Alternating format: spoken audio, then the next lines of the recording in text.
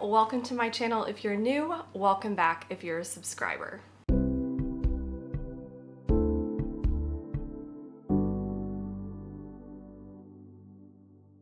Today I have a super exciting video planned for you all. I'm going to be sharing my favorite reads of this whole entire year. And so far I've read 63 books. I'm definitely going to give an update once I reach the very end of the year, and I'll share all my statistics then. But for now I've read 63 books. So I've read a ton of books and I want to share with you everything I rated 5 stars and also some 4.5 star reads as well. I have my coffee here today in this cute Christmas tree mug, and I'm just feeling super in the holiday spirit, and I'm happy, and I'm so excited to talk about these books because these are my absolute favorite books of the whole entire year. Some of them were released this year, only a lot of them were just books I read this year, but I just cannot wait to rave about all of these books because you need to read them. They are so good. They're so good, and I'm so excited to talk about them in this video. But before we get into the video, I do want to thank my sponsors of this video, Ana Luisa, and I am so excited to be partnering with them in this video. Ana Luisa is an ethical and sustainable jewelry brand, and they create these timeless, beautiful pieces ranging from earrings, my personal favorite, to rings, to necklaces and bracelets, and really anything you would want. Ana Luisa is currently running their biggest sale of the whole year. It is a buy one get one 60% off, which is so perfect because Christmas is coming up and we need to gift our relatives and just the people special to us in our lives some beautiful presents. And what would be better than giving them some gorgeous jewelry that's just so timeless? And so I highly recommend this company for that. To take advantage of this sale, make sure you visit the link in my description box and explore all of the things that are on their site because they are so beautiful and stunning. Their goal is to celebrate the beauty of the earth without leaving a trace, which is just incredible. They offset 100% of their carbon emissions, which is so important for the environment. And they're also water neutral as well. Instead of mining gold, they use already existing gold and recycled materials to create a beautiful new piece. And their diamonds that they use are lab grown as well, which is so great for the environment. They use only vetted factories, and they're very transparent about their supply chain. So their jewelry comes in a few different materials. So they have gold-plated brass, gold-plated sterling silver, and then of course lab-grown diamonds. So their jewelry is simple and timeless. There also are more glamorous, sparkly pieces, but in my opinion, I really love this understated, sort of just simple, beautiful gold jewelry look. For example, they sent me 3 pieces and I'm in love with every single one of them. So I want to talk about them all. So the first piece is actually a bestseller, and it's this beautiful dangly huggy hoop that's in the first hole. And it's so cute because it's mismatched. I love that with earrings. I love doing that. So as you can see, they're mismatched. So it's a star and a moon, and it's just, they're so cute. They're so lightweight. They're so comfortable. I have really sensitive ears, and since they are gold plated, I don't notice them at all when I'm wearing them, and they don't irritate my skin, which is really nice. So on the second hole, I have the Ashleys, which is another cute little huggy earring. And these ones have little pearls, which I just think is such a cute little touch. And I've also just been looking for perfect huggy earrings for a while and just haven't found them because I love this look, kind of layering huggy earrings. And these ones are just perfect. They're the perfect size, they're adorable, they're so timeless looking, and I'm obsessed with them. And then the last piece they sent me are the boa earrings. They are so unique and adorable. I haven't seen anything like them before. I think they're so quirky and fun, and earrings are just such a fun way to express yourself. So I just love how there are so many different options on Ana Luisa for earrings, but also necklaces and jewelry and just all of these pieces to really personalize it for yourself and how you want to express yourself. Since their jewelry is so simple, I find it just so easy to elevate just a simple plain shirt. For example, I'm just wearing this kind of collared shirt. It's very plain, but adding these earrings just really elevate the look, as well as I want to shout out my favorite right now, which is the claw clip. It's so cute that it's come back into style. Their jewelry starts at $39, and their goal is to not upcharge anything, but really give you the best quality for a reasonable price. So don't forget to click that link in my description. Check out their website. They have so many cool things right now, and They have their best sale of the year going on. Buy one, get one 60% off. All right, I'm gonna take a sip of my coffee and then we're gonna get into talking about the books that I am obsessed with. So I want to talk about my 2 favorite books of the whole entire year. I'm gonna hold them up for you. And also I love these covers, which is a huge plus. The Southern Book Club's Guide to Slaying Vampires by Grady Hendrix and They Never Learn by Layne Fargo. These books are amazing. So I'm gonna start with They Never Learn, and this is a thriller, and this one's a horror novel, so it's cool that I have one of each. So They Never Learn is a dark academic revenge thriller, and those are some things that I absolutely love in thrillers. So this is about a professor, and she works at this prestigious college, and every year she searches for the worst man on campus and commits murder. So it's such a good plot, and it also follows Carly, who is in her first year of freshman year at the same college, and kind of follows her struggles and her just learning to adapt in this new college setting, and she's also had kind of a rough life. So yes, I highly recommend this book. I don't think you need to know anything else in it. Don't even need to read the back of the book. I would just dive right in. That's what I personally did, and I'm so thankful for that. I was so caught off guard by this because the plot sounded so amazing, but it was one of those books where I was like, is this gonna be a book where the synopsis sounds way better than it actually is and the execution just isn't amazing? But I was blown away. I could not flip the pages fast enough. I don't think there's a split second in this book where I was bored. I was totally gripped the whole entire time. I'm just seriously so obsessed with this book. You need to read it. I'm literally begging you to read this if you haven't already. I don't think I've heard a negative review on this book. It is so good, and I just highly recommend it. With all of the books I read this year, this just immediately stood out to me. Just top tier, amazing thriller. Oh, and also there's a plot twist in the middle of this that literally made me scream when I read it. I was shocked. It came out of nowhere. It changed everything in the book, and I was just blown away. So please check this one out. It's so good. So let's move on to the Southern Book Club's Guide. Oh, this book is so good. It makes me so happy. I feel like I'm just smiling so much in the beginning of this video because these books, just thinking of them, make me so happy and remind me of when I read them and how just happy I was, or how shocked I was, or just how excited I was. And when you read good books that are just everything you want, it really reassures you why you like reading. Because sometimes I'll get in reading slumps and I'll read a few books in a row that just aren't great, and I'll be like, am I wasting my time with these books? But then books like this happen and you're just like, this is why I'm a book lover. I will forever keep reading. I will sift through bad books because I want to get to good books. And this book is way more than good. It's amazing. And also, the cover. Are you kidding me? This is the most gorgeous book. A few of these covers are just stunning. So anyway, I'm rambling. Let's get into what this is about. So this is about a group of housewives in the 90s, and they decide to kind of add some adventure to their life, excitement to their life, and start a book club where they read true crime and horror novels, and this isn't really acceptable for them. They're just expected to be housewives, take care of their husbands, take care of their kids, and that's not fun. I mean, you have to add some interest in your life. So they get together, do this little book club in secret, and somebody arrives to their town and everybody's obsessed with him. But the main character starts being suspicious and thinks that he may be a vampire. So that's all you need to know, honestly. Grady Hendrix, he's just such an amazing author. So he really takes these concepts that I feel like only he could pull off.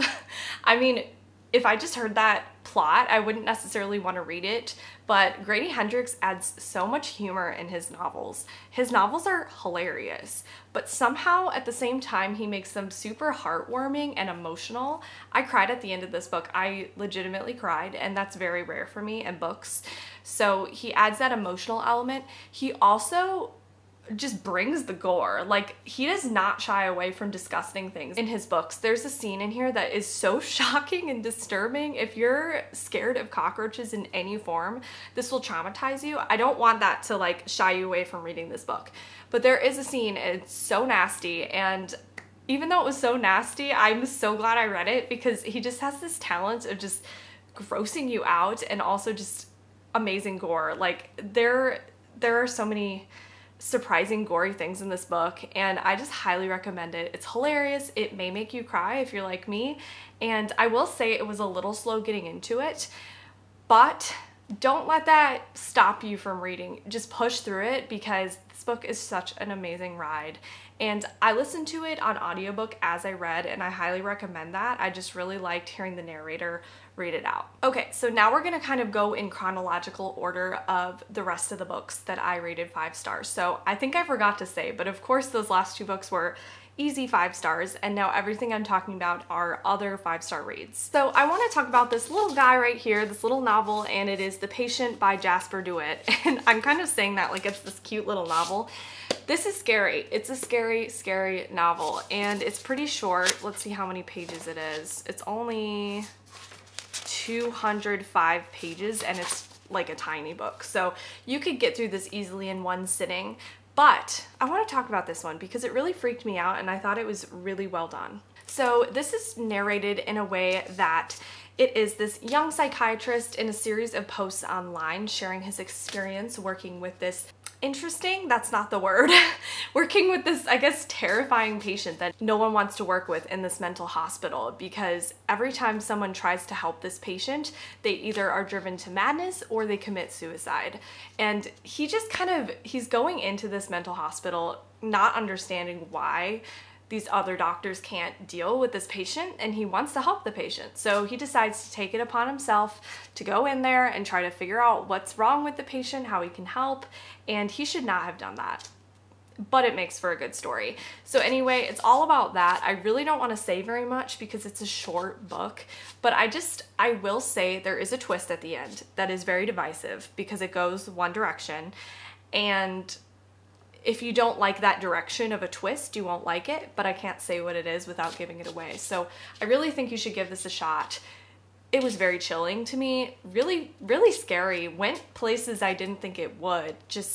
It was freaky. I don't know how else to describe this book. I just highly recommend it. All right, let's talk about I'm Thinking of Ending Things by Ian Reid, which would be a perfect read for this time of year because it is a snowy read. And this is a very divisive book because the whole entire time you don't know what the heck is happening at all. And then finally when it's revealed, you still maybe won't know what's happening, which is why I would suggest if you read this book to watch my friend McKay's video where he analyzes the whole entire book. It's so good. I'll link that in the description or above. And yeah, this book is confusing, but it's amazing and you can analyze it so much. So this book, all I want to say is it's about this girl who is in the car with her boyfriend and they're going on a little bit of a road trip to go back and see his parents, and a snowstorm is happening. So this book feels extremely claustrophobic. You feel like something's wrong, but you can't place it. You really can't. But you just get this overwhelming sense of dread. And I just find that so effective in books and also in movies when normal-ish things are happening, but just something feels off and you can't place it. So I highly recommend this book. It's claustrophobic, it's scary, it has a really good, clever twist, and you can analyze so much of this book, and it's such a good discussion piece. Even if you don't like it, you will probably want to rant about it because it's so divisive. So I highly recommend this one. Again, another 5-star read. So The Night Swim by Megan Goldin is another book that was so impactful for me. This is a thriller, and this kind of caught me off guard. I wasn't expecting to love this as much as I did, and boy was I wrong to underestimate this book. So I'm gonna say R word just because it's YouTube and I want to be careful with that word, but this is about a podcaster who is reporting on a case of a girl who was R-worded and the trial that is currently happening over it, and she's doing live updates on her podcast. Also, someone approaches this woman through a letter when she gets to the town and says that actually her sister, who passed away years ago, was actually murdered. And the police didn't really look into it when it happened. They just said it was an accidental drowning. But whoever wrote this letter knows that her sister was in fact murdered, and she's asking the podcaster for help. So for this one, I switched between reading the physical book and the audiobook and also reading them at the same time. And I highly recommend that because this one has a podcast element, which I really, really enjoyed.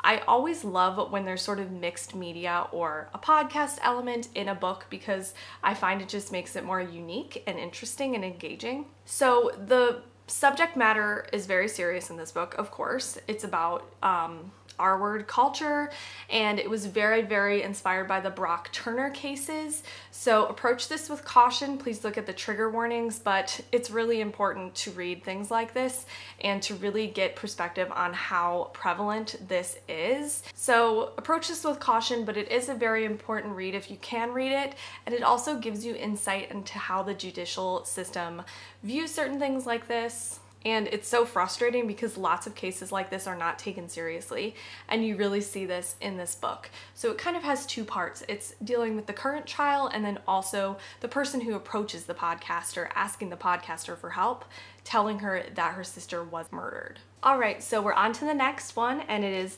House of Hollow by Krystal Sutherland. And again, need I say this? The cover is beautiful, and I actually did a little bit of an inspired cover recreation that I'll pop up on the screen. But this one is by Krystal Sutherland, and it is a YA novel. So this is a dark fairy tale. That's the best way I can think to describe this. So this is about Iris Hollow, who was one of 3 sisters who disappeared when they were young and showed up again, but they seemed totally changed and different. No one knows what happened to them, and even they don't know what happened to themselves. Each of the sisters has a powerful effect on others, and one day Gray, who is the oldest sister, actually disappears, and the 2 other sisters need to find where she is and save her. So this book was kind of like nothing I'd read before. I really don't gravitate towards books like this, but since it was a dark fairy tale, I did give it a chance, and I'm so glad I did. So the writing in here is unlike anything I've read before. It's whimsical and beautiful and lyrical, and I really enjoyed the writing style. It was such a visual read. I could really picture everything as I read the book. One of the sisters is a fashion designer, and I loved reading about her garments and how that was incorporated into the story and into finding clues where she disappeared to. I love how this book took things that are traditionally beautiful and made them very haunting and dark. I also really liked reading about sisters. I love reading about sisters in books. This book was intoxicating. I loved it, and it also just gave me a 5-star feeling. If you know, you know. It's just when something in a book hits you and you just know this is a 5-star read for me. And there was an extremely touching moment in this book, and as soon as that happened, I just knew when it all came together that I had to give it a 5-star rating. Let's talk about Survive the Night by Riley Sager, and this maybe is a controversial opinion because I know a lot of people had really mixed opinions on this book, but I loved it. I personally love Riley Sager's novels. I've never read one where I didn't like it, and I actually did a whole reading vlog talking about this as I read it. If you want to hear more in-depth thoughts, I'll link that above, and also I have a book ranking and reviewing all of his novels up here. I released it before this one was released, but I would highly recommend checking that one out if you don't know where to start with Riley Sager. So this takes place in the 90s, and it follows a girl named Charlie who goes to a college campus ride board because she needs a ride across the country back to her house, and she finds someone to drive her. She's in the car though with this strange man, and she starts to suspect that maybe he is a murderer because there's somebody on the campus called the campus killer who has been picking away students and murdering them, and she has to figure out how to survive the night if she is stuck in a car with a serial killer. So for this one, I highly recommend reading this in one sitting or kind of in one night because you feel like you're really experiencing it along with the characters. I love when books take place in a short period of time because it really makes them really fast-paced in my opinion. And I enjoyed this one a lot. I thought it was super easy to binge. I found it really intense. I love the setting. I feel like Riley Sager is really good at setting an amazing atmosphere and allowing the reader to just fall into the story immediately. They always immediately pick up and grab my attention. So I would highly recommend giving this one a shot. Even if you've heard some negative reviews, some of the critiques are that the main character seems like she's not very smart and isn't making decisions that make sense. However, I will say it is sort of explained why she's in that mindset. So I recommend this one. I loved it. I want to talk about The Reunion, which actually hasn't come out yet. This one's by Kiersten Modglin, and it's coming out on the 28th, and I highly recommend you check this one out. It is such a good book. Kate is returning for her high school reunion to the Hotel Lilith, and this same hotel is where one of the darkest moments of her life occurred. She is now a famous author, and she can't tell who are her fans and who are her enemies. Soon after she arrives, strange things start to occur, and she starts to get scared for her life. It seems like someone is trying to reveal a dark secret that she doesn't want to get out. So this one is so good. It's really, really fast paced, and I could not put it down. I could not flip the pages faster to find out what was going to happen. So I love this trope of a college reunion or a high school reunion where you really are starting to find out secrets of the past, but also have a present timeline as well. So this book has that going for it. There's also a bit of a love triangle, and I usually don't enjoy romance books, and this by no means was a romance read, but it did have a love triangle element that I was really interested in, and I had to know what was going to happen. I also just felt the main character's emotions so much. She just felt like a real person, and I was really invested in her feelings. I just zoomed through this book, and I highly recommend you pick it up as soon as it's released. So since this video is taking a while, I think I'm going to make a part 2 for all of my 4.5-star reads. So this is the last book I'm going to talk about today, but it is In My Dreams I Hold a Knife by Ashley Winstead. And I just finished this a few days ago, and I flew through this book. I had to know what was gonna happen. So this is another reunion type book, which I absolutely love, but this one is a college reunion. So this is a 10-year college reunion, and the other one was a 10-year high school reunion. So this is about Jessica, who can't wait to show up to her reunion and show her classmates how, you know, successful she is and how beautiful she is and how they should be so envious of her new life. She desperately wants to move on from the tragic death of her friend Heather, which happened while she was in college, and her friend was murdered. But it appears that someone at this reunion does not want to move on from this and wants to make the real killer pay. So there are 6 friends that reunite, and every single one of them seems suspicious and like they would have motive for killing Heather. I didn't guess the murderer in this one, but when it was revealed, I wasn't super shocked. But I will say the very last twist of this book, I was really caught off guard, and I thought it was an excellent twist. So I really love that. I can't believe this is a debut novel though. It read really, really well for a debut, so I cannot wait to see what this author puts out after this. I enjoyed the whole novel. So this is a dark academia book, but it focused a lot on sorority and fraternity life, which I'm not quite as interested in because I wasn't in that in college. But I will say I still love the dark academic setting, and I was really interested in all the characters, learning all their backstories, and I read most of this in one night, which I usually don't do when I'm physically reading a book. I do that with audiobook more. So I'm really impressed by this. I think this is worth the hype, and I highly recommend this book. Those are my favorite books of the year. Let me lift all my physical copies up. They're amazing. I highly recommend them. I really would love to hear if you all have read any of these books and what you think of them. Also, if you haven't read these, let me know what your favorite book of the year is in general. Don't forget to click the link in my description to visit Ana Luisa's site and take advantage of their best sale of the year, buy one get one 60% off. These would be perfect Christmas gifts, and I cannot wait to talk to you all in my video very soon. Bye.